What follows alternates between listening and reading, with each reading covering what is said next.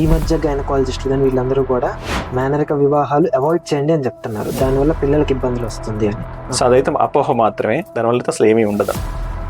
So simple పారాసిటమాల్తో వాడి liver failure వచ్చే cases కూడా చాలా చూస్తూ ఉంటాం అనమాట.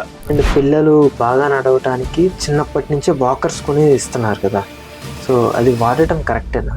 కంపల్సరీ బ్యాన్ చేశారండి యూఎస్లో అయితే, కానీ ఇండియాలో అయితే మనకు అన్ని అవైలబిలిటీ ఉంటాయి, మనకు అందరూ తెలిసిందే. ఎక్కువ ఫోన్ చూడటం వల్ల వీటి వల్ల ఆటిజం వస్తుంది అంటారు కదా, అదంత వరకు కరెక్ట్? చాలా తప్పండి. ఎందుకంటే నేను చెప్పాల్సి వస్తుంది అనమాట.